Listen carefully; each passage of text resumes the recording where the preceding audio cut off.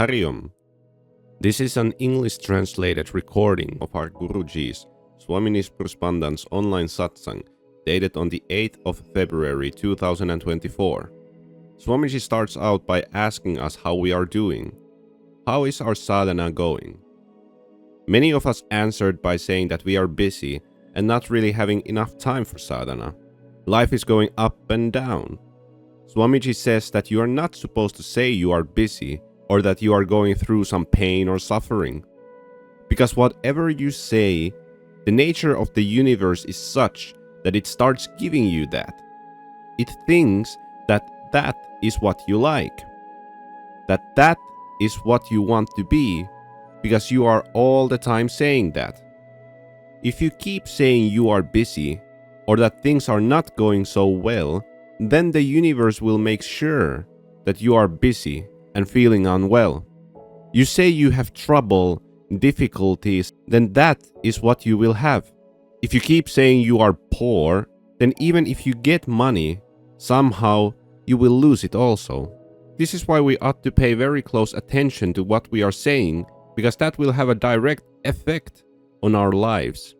Guruji says that Mother Saraswati is located on our tongues, and she is the goddess who makes your words come true. So if you are saying these kinds of things, then she will make sure you are going to get them. Swamiji repeats one stanza. Mantra moolam gurur vakyam, moksha moolam guru krupa. Which means, whatever the guru says is mantra. Liberation is guru's grace. So the guru's grace is the liberation itself. Whatever the guru says is the mantra. Swamiji explains the meaning of these words in a following story. There once was a king and a queen who were spiritually inclined. The queen herself was a devotee, so one day she sent one of her servants to get one pandit, a scholar, to tell her different stories of devotion. So the pandit started going to the palace. Once the pandit arrived, he saw that the queen had one parrot in a cage. He started to tell the queen a devotional story, and while he was telling it, he would repeat one sentence habitually. The sentence was Ram kaheto bandhantute, which means if you utter the name of Ram, you will be free from any kind of illusion.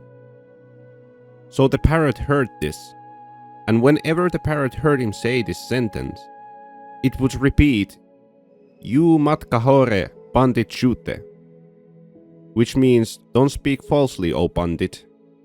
The pandit was confused and got a little frightened, that if the queen starts to believe this parrot, then I may be in trouble.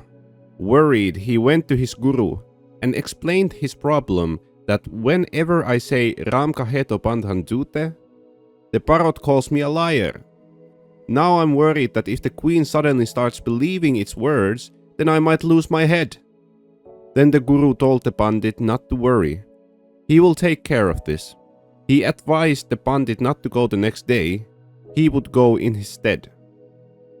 Next day, the guru went to the queen's palace and was escorted to the room where the parrot resides to wait for the queen's arrival.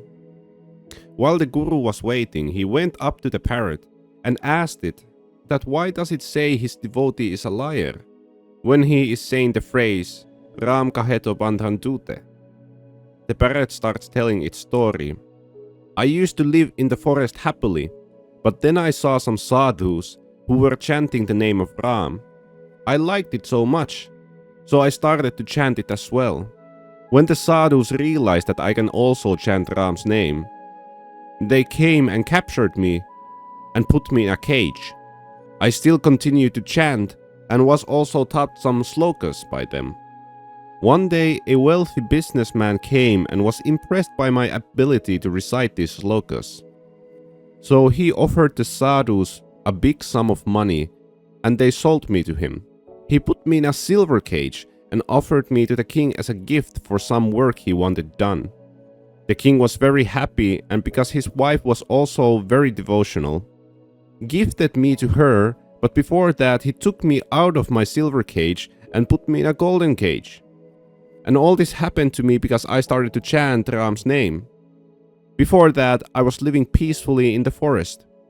And I kept chanting, but still I was in bondage. Only the form of the prison was changing. This Guruji understood and told the parrot something, and later on left the palace.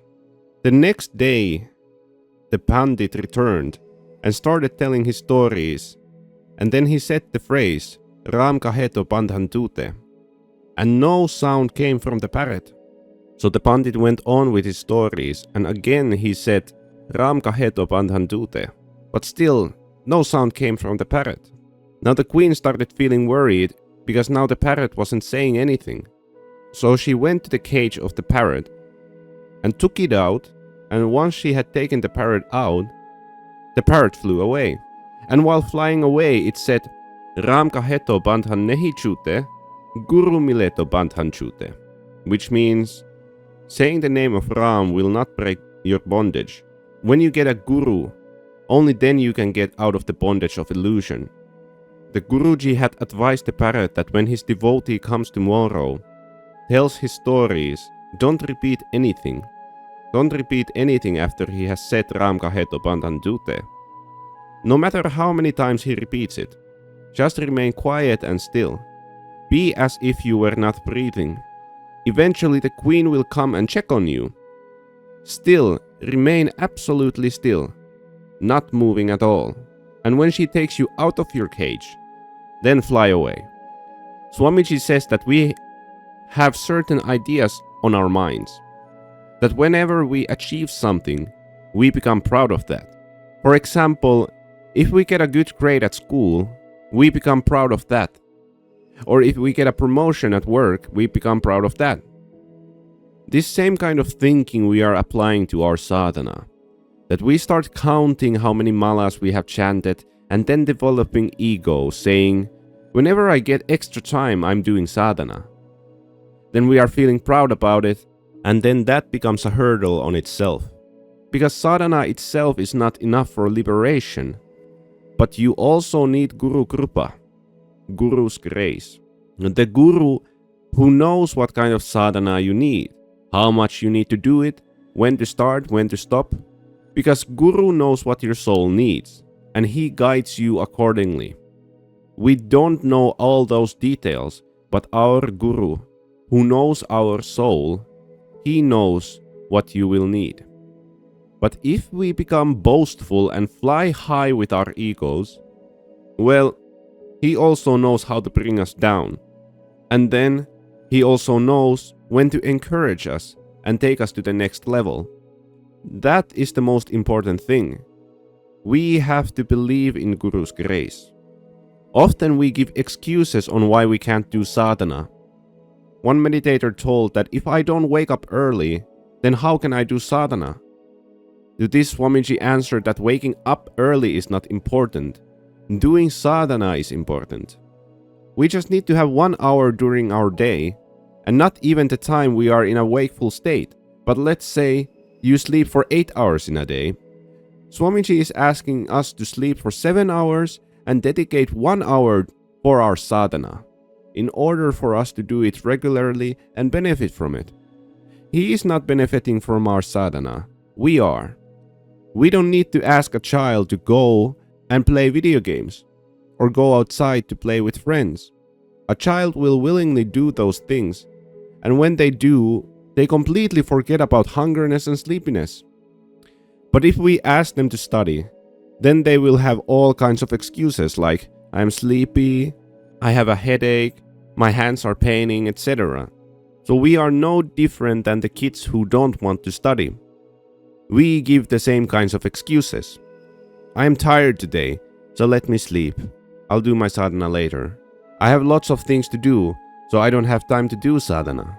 I didn't wake up on time. I would wake up at 5 a.m. to do sadhana, but today I woke up at 9 a.m., so I will not do sadhana today. All kinds of excuses. We want to go to the washroom, we feel hungry, get itchy, etc. But we have to be vigilant and try to understand why we are creating this kind of drama for us. We must try to manage that 1 hour of sadhana every day and not wonder why we are not doing sadhana. Waking up late should not be an excuse. Just manage that 1 hour every day at any time. Swamiji asks us to wake up early so our daily routine will not be disturbed. And once that has been established, that 1 hour sadhana each day, then it becomes easier to incorporate into our daily routine. Hari Om. This satsang was given to us by our Guruji, Swami Nispruh Spandan. It was translated from Hindi to English, so it is possible that there are some shortcomings in the translation. If you have any questions or something was difficult to understand, please leave them in the comment section below. If you would like to be initiated into Kriya Yoga, you can contact us in our email nispruhyogkriyayog@gmail.com or by WhatsApp with the numbers +358 451 30 4884 in English and Finnish, or through the number +358 406 310499 in English and Hindi. This was the Nispruhyog Kriyayog team. Jai Guru, Hari Om.